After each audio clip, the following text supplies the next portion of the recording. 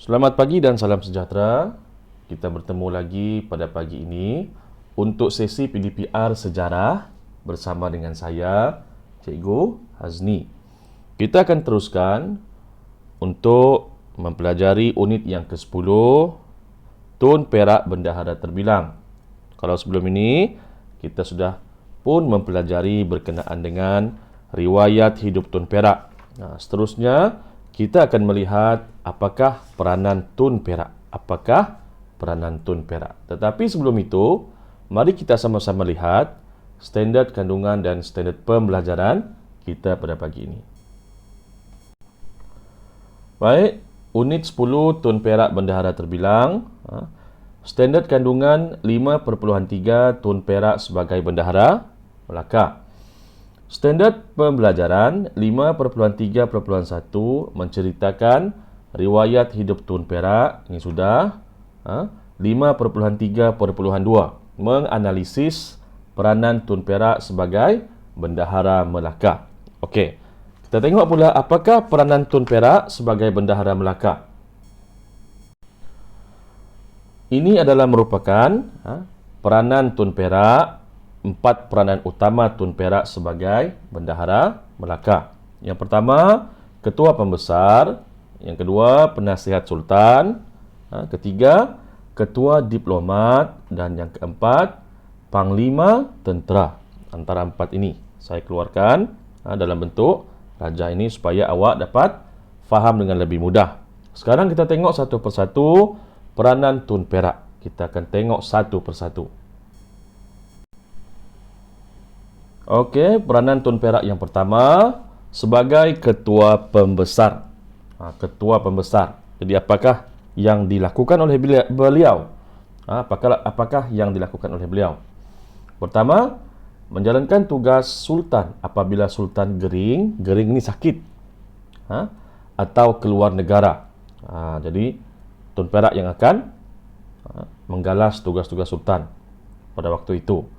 Okey, yang kedua, menjalankan tugas-tugas pentadbiran atas arahan Sultan Melaka.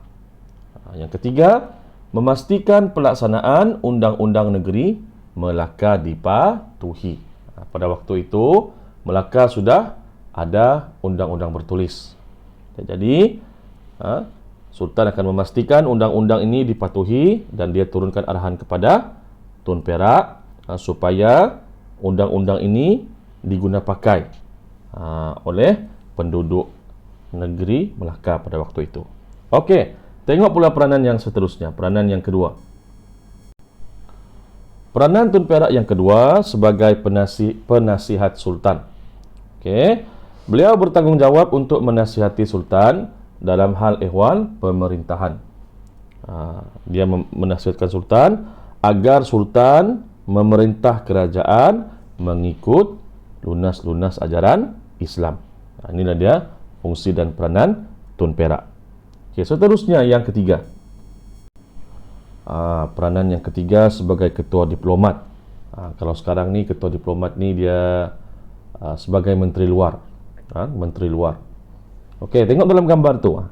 Tun Perak menyambut utusan dari negara luar. Kalau tengok utusan tu pakaian dia dari negara China. Okey. Ketua Diplomat ini, Tun Perak ni peranan dia sebagai Ketua Diplomat, dia menguruskan hubungan diplomatik dengan kerajaan lain seperti China dan Siam. Pada waktu kegemilangan kerajaan Melaka itu, mereka telah menjalinkan hubungan dengan kerajaan-kerajaan luar seperti China. Okey. Seterusnya, menyambut kedatangan utusan dari negara luar seperti dari Pasai dan China ke Melaka. Tun Perak lah yang menyambut kedatangan mereka.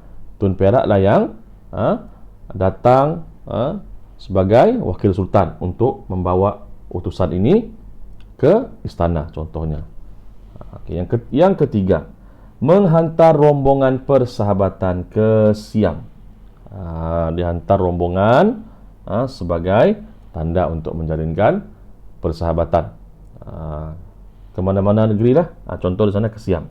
Okey, seterusnya sebagai Panglima Tentera. Panglima tentera ni orang yang hebat-hebat ni, orang yang berani. Ada visi, ada misi. Okey. Jadi Tun Perak membantu Sultan Mansur Shah meluaskan empayar Kesultanan Melayu Melaka. Seperti yang saya katakan tadi. Seorang panglima kena berani. Kena tegas. Kena ada kebijaksanaan. Sebab ini berkaitan dengan meluaskan empayar, peperangan. Okey. Tun Perak berjaya mengalahkan Pahang yang ketika itu berada di bawah penguasaan Siam. Lihat, dia berjaya mengalahkan Pahang. Seterusnya, Tun Perak membantu Sultan Pasai yang menghadapi perang saudara. Okey, jadi dari 4 peranan yang dimainkan oleh Tun Perak tadi, ini jelas menunjukkan Tun Perak seorang pembesar, seorang bendahara yang telah menjalankan tugasnya dengan cemerlang. Okey. Jadi tugasan kamu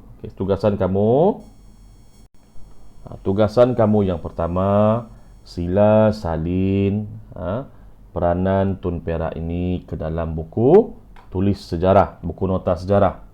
Ini tugasan yang pertama. Tugasan yang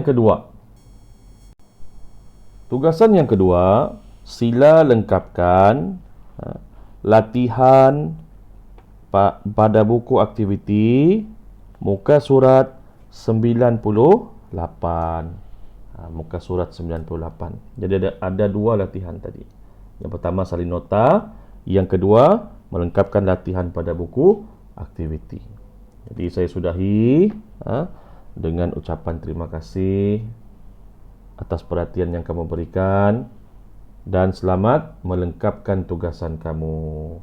Okey?